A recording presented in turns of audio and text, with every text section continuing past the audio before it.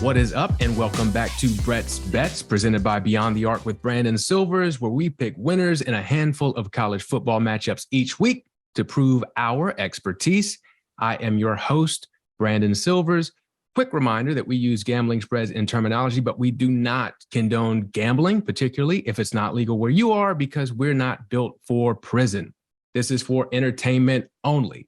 It is once again my honor to welcome my co-host for Brett's Bets, a man who is so good at picking games that we've had to hide his identity. He simply knows too much.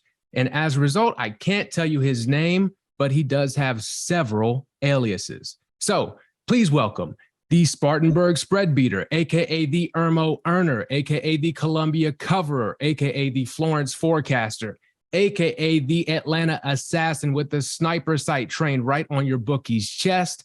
Originally from Landrum, aka L-Town, but he's not taking any L's this week. It is my pleasure to introduce to you the expert. Now, for everyone who kept up with the picks last week, you already know there was some drama, and Mr. Expert, it has been brought to my attention that you'd like to share some thoughts on that drama. Yes, thank you. So if the bookies and the experts could just turn away for a couple of minutes, I want to speak from the heart. What? I want to speak from the heart to y'all really quick. So I could get on here and talk about the bad beats that I took last week as I went 1-3. We had a onside kick returned for a touchdown in the App State, North Carolina game. We had a game go to overtime that the stupid new overtime rule where they have to go for 2-point conversions cost us. And we had a blocked extra point in the LSU game that prevented us from going to overtime and taking away our chance to win that game. So I could complain about that, and I could say, oh, I should really be 3-1 and this and that. But look, it doesn't matter. The point of betting is to have fun. And by God, did I have fun this weekend. Even as I lost money, it was a good investment. As my dad says, any hobby that you have costs money. And I lost some money this week, but God, it was fun. This was the best weekend of college football that I can remember in terms of just drama. I mean, if you saw the end of that LSU game, the kid muffing the punt, then LSU getting the fumble back and then driving the field, blocked extra point. I mean, the Old Dominion game was great. Every game I gave out was just wall-to-wall entertainment the whole time. The returned onside kick, the failed 2-point conversion in the App State, North Carolina game. Even the Thursday night games that I had a small parlay on that I didn't give out on here, both of those games were just fantastic. Purdue and Penn State and Pitt, West Virginia. So much fun. So look, we're not betting enough money here we're not betting any money. $0. If we were, we would not be betting enough money to get ourselves into financial straits. We're just giving ourselves a little bit of skin in the game so that we're invested in the product on the television and we have fun. That's what it's all about. So I was reminded of that this weekend. Even when you're losing, you're still having fun. And it's just, this weekend was another reminder of how great college football is and how great it is, particularly when you've got a little bit of skin in the game. So anyway, I, for one, first of all, am floored at the identity reveal again. But yeah, like you were saying, we don't condone gambling here. I sure as hell do not gamble myself, but I had a lot of fun keeping up with the games and seeing, did your picks, were they going to come through? I will mention that you were 1-0 in the games that you picked correctly. So that's an impressive 100% winning percentage. And as we put in the beginning of the video, if you or anyone you know has a problem with gambling, we've got the helpline number there. But yeah, so let's go ahead. Let's create some excitement for this week's games. I know the first one we have, if you watch the college football preview, is my granddaddy's favorite team, number 24 Tennessee at number 17 Pitt this Saturday at 3:30 on ABC.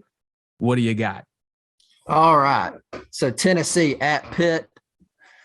The pick here is going to be Tennessee -6. So if you recall last week, when you shouldn't have listened to me, but if you did, I talked a lot about let's don't overthink things in week one. Now we're going to start overthinking things a little bit. Let's do it. So, one of my favorite picks to make is when we have an unranked team that is favored over a ranked team, and I'll get into one of those plays later. But when you see something like that, your instinct is, this team would seem to be better if they're ranked. Why are they not favored? So you can't just have a knee jerk. You got to think it through. There's a reason that Vegas put the spread out the way they did. So this game's kind of like that. Tennessee is ranked, as you said, but Pitt's ranked, what, about 10 spots higher? Yeah, I think Tennessee's 24, Pitt's 17. Okay. So Pitt's ranked 7 spots higher. They are at home, and they're a 6-point underdog. That's weird right off the bat. They're telling you, Vegas is telling you Tennessee's the better team here. So for that reason alone, I'm taking Tennessee. Now, we're not going to shortchange you. We'll give you a little bit more analysis here. Pitt did not look very good against West Virginia. They were extremely lucky to win that ball game. Their new quarterback, Caden Slovis, however you say his weird name, he is a shell of what small hands, big heart Kenny Pickett was last year. They don't look good on the line of scrimmage. And SEC schools, I think, going to dominate both lines of scrimmage. And something else to remember: Pitt beat Tennessee at Tennessee last year. Now, that might give you some pause in taking Tennessee here, but Hendon Hooker was not the quarterback last year, or he played in that game, but he was not the starter. Tennessee is a whole different team with him under the helm. So we think Tennessee's the better team now, and we're going to be willing to lay that 6 on the road. Yeah, like you mentioned, Hooker last week, 2 touchdowns through the air and 2 on the ground. He looks incredible. Heupel, he's got that offense humming. And I think all their hands are normal size too. Oh, that's good. That's good to know. Yeah. So, so there we go. What was the pick again? Tennessee -6. Tennessee -6. So game 2, we've got number 1 Alabama at Texas. What are we looking at here? Going to be noon on Fox. Yes. All right. So here we're going to take Alabama -20. We're going to take Alabama in the big games. This is perceived to be a big game, Alabama at Texas. Any big game, we're going to take Alabama. They have just demonstrated over the years that they always show up in these big games. They always cover the spread. Whenever they can make a statement to the voters and whoever decides who goes to the playoffs, they make that statement. On the other hand, Texas, they do the exact opposite. Anytime they have an opportunity to demonstrate that they're back and they're the Texas of the old, they crumble. So until proven otherwise, we're going to continue to take Bama in these big games, and we're going to continue to fade Texas. -20 sounds like a lot, but when that Bama offense gets rolling and that defense gets to causing sacks and creating turnovers, those 20 points go by very quickly. And also, we know what Nick Saban does against his former assistants, and he's going against his former offensive coordinator, Steve Sarkisian here. Saban's only lost twice in his whole life to a former assistant. Wow. So if anybody's going to know how to shut down a Sarkisian offense, it's going to be Nick Saban, because I promise you the whole time Sarkisian was there, he was taking notes on how to inevitably stop it, because you got to know you're going to play against him at some point. And Saban's mind is always working like that. I read an article about him interviewing. Anytime he interviews a coach, he's trying to learn, not just should I hire this guy, but if I play against this guy down the road, how can I beat him? So his wheels are always turning like that. He's gonna dominate Texas. I have no question about it. So we're going to be willing to lay that 20 points on the road. That is next level. And yes, you mentioned Bryce Young, quarterback for Bama, looked incredible last week. Texas gearing up for that SEC move in a couple years here. I'm sure that'll be fun for them. Fun fact about Texas, since 2010, our South Carolina Gamecocks have more 10-win seasons than Texas. That is incredible. Yeah, so shout out to the Gamecocks, and sorry about it, Texas. So Yes. moving on, an interesting matchup, one that I would not watch if it weren't a Brett's Bet pick, and I probably won't watch because it's not on TV that I could find anywhere. It's not. I'll break out your old A&M radios, everybody. We've got Middle Tennessee State at Colorado State, Saturday, 4 p.m. As I mentioned, not on TV, so I hope you have your tickets or your radios ready. What's it looking like? So the pick here is going to be Colorado State -11. So both of these teams got annihilated in week 1. But let's ask ourselves by whom were they annihilated? So Colorado State lost 51-7 or something like that to Michigan. Michigan's top 4 now. They're good. Middle Tennessee State got beat, I think 44-7 by James Madison, who was playing in their first ever FBS game. Just one guy? So the yardage in that game, get this. James Madison, 548 yards to Middle Tennessee State's 125. So this is just, when you're that dominated by a team playing in its first ever FBS game, that raises some red flags. That Madison fella sounds like he's got some huge hands. So we're going to, just realize that Middle Tennessee State is probably very, very bad. And we think Colorado State's pretty good. They bring in new coach Jay Norvell, who was at Nevada. He had several really good seasons in a row there at Nevada. He's bringing over about all of the good players he had at Nevada. They followed him over here with the new transfer portal. They've come with him to Colorado State. We think they're actually a pretty good team, despite what happened last week. And we think they are going to get back on track and just roll through this pathetic Middle Tennessee State team very easily.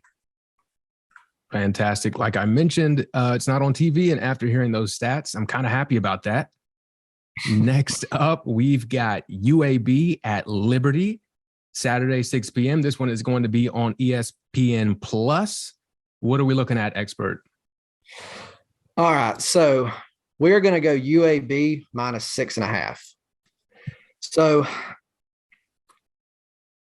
the simple reason here is all of the big money in Vegas, all the sharps are coming in on UAB pretty hard. I think I saw last night 98% of the money has come in on UAB. So Vegas, the sharps, they love UAB. They loved them last year. I was on UAB a lot last year just for that same reason. It didn't always work out, but I'd rather be on the side of the sharps more often than I'm not. So that's about all there is to it. UAB is coming off a very easy win. Liberty played a triple or quadruple overtime game on the road last week at Southern Miss. They won, but they didn't cover. They've lost virtually everybody from last year. And UAB is bringing a lot back. They were good last year. They seem to be the better team here, and they just situationally it's better given, like I said, what Liberty dealt with last week. And I'll have more detail on that trend that I'm talking about there, a road team playing an overtime game in just a minute. But yeah, that's the pick. We're going to lay the 6.5 on the road with a stronger and more well-rested UAB team that Vegas loves. Fantastic. Fun fact, Liberty is the only school named after freedom that doesn't want you to have any. All right, moving on. We're headed to one of our 2 extra special picks of the week here. This first one is going to be the midnight Muscadine pick of the week. Louisville taking on UCF at UCF this Friday, 7:30 on ESPN2. All right. So last night at about 12:30, I was eating on some sweet muscadines, spitting the seeds into an empty Topo Chico bottle, and I stumbled. A man of I stumbled class. on this play. I stumbled on this play late, but don't let the lack of sleep fool you here. This is one of my favorite plays of the week. So we're going to go Central Florida -5 over Louisville. So let's look at the situation at Louisville here. They don't like their coach, Scott Satterfield. They want him gone, most people up there. Scott Satterfield himself wants to be gone. He's tried several times to get out of there. It's been clear for a while that it's just not, they're never going to be better than 6-6 with him. He won Coach of the Year up there like 3 years ago. Then after that, it's just been average to mediocre ever since. They did the old agent leaking the rumor kind of deal when our job came open, like we were ever going to hire him. So he's been trying every possible way to get out of there for a while. Interestingly, the athletic director in this offseason made a big announcement. Scott Satterfield will be back this year, and then within a week he resigned. So the one guy that had his back is even gone. So given all of that, given how bad they were down the stretch last year, this is pretty clearly a make or break year for Satterfield. He's got to win big. And what do? They come out of the gates and just get steamrolled by Syracuse, who I suspect isn't going to be very good. So things don't get any easier for Louisville this week. If you thought the old it's named something else now, but the old Carrier Dome, if you thought it was a tough place to play, try the Bounce House in Orlando on a Friday night. They're going to be facing a better team, a tougher environment. And we think the wheels are just coming off up there at Louisville. So let's talk about Central Florida just a little bit. Last week, Louisville struggled heavily with a running quarterback. Syracuse's quarterback, he could run and throw. They're facing that again this week. John Reese Plumlee, the transfer from Ole Miss, one of the fastest players. I don't know what his actual time is, but if you've watched him run, he can absolutely fly. So he's going to run all over him. And another thing about Central Florida that I like, they're playing with revenge from last year. So Louisville beat them last year. However, it was a tie game. Central Florida was driving to take the lead. All they needed was a field goal to win the game. They were almost in field goal range, and they threw a pick six, and that's how they lost with about 10 seconds left. So a brutal loss. They're playing with revenge this year. I think they're the better team, period, and I think Louisville's just, like I said, the wheels are coming off. So I love Central Florida here, -5. I'm loving the Louisville coach trying to get the Ed Orgeron 17 mil to go away special, and the old Louisville AD hitting him with the Magic Johnson, I'm not going to be here. So there you have it, Louisville. Good luck with all that. If you can't, like you said, Syracuse, the old Carrier Dome. Funny, Carrier Dome named after the AC company. That place was not air conditioned, but they finally got out of that naming rights deal. Wow. That's my Syracuse. I have loads of Syracuse knowledge, so we'll have a whole episode about that one day, and it count as therapy, I'm sure.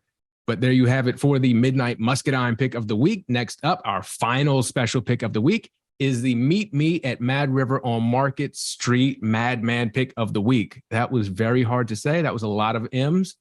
That's going to be number 25 Houston at Texas Tech this Saturday on FS1 at 4 p.m.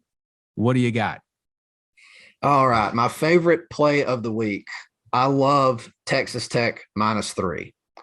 So remember earlier I mentioned an unranked team being favored. That's what we've got here.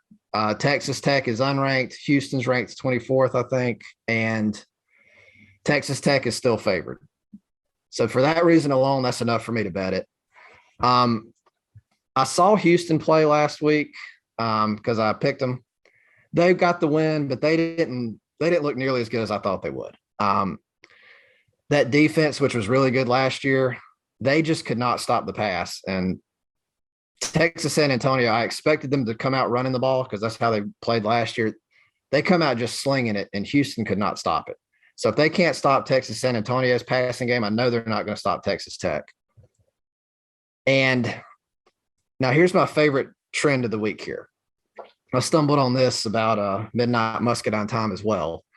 So when a team has played an overtime game on the road, if they stay on the road the following week, they are 9-19 against the spread. So that is the position Houston finds itself in. They won the very difficult overtime game on the road at Texas San Antonio last week, and they don't get the benefit of going home. They're right on the road again, and those teams just historically struggle greatly. And we like Texas Tech anyway, but that's just icing on the cake. That's what takes this play from being a good one to a great one. So I am loading up on Texas Tech -3. That is an incredible stat, almost as good as my stat about you earlier, where you are undefeated in games you've picked correctly so far. So there we go. Well, that will do it for this week's picks. Thank you for joining us. Be sure to subscribe to the Beyond the Arc with Brandon Silver's YouTube channel. We just launched Beyond the Bark with my dog, Kobe. He's making his picks on nationally televised NFL games. He's gotten about 2,000 views so far somehow. And also subscribe to the Beyond the Arc with Brandon Silver's podcast, wherever you listen to podcasts. New episodes dropping every Monday on that one. So be on the lookout for that. On behalf of Brett and the expert, we will see you next week.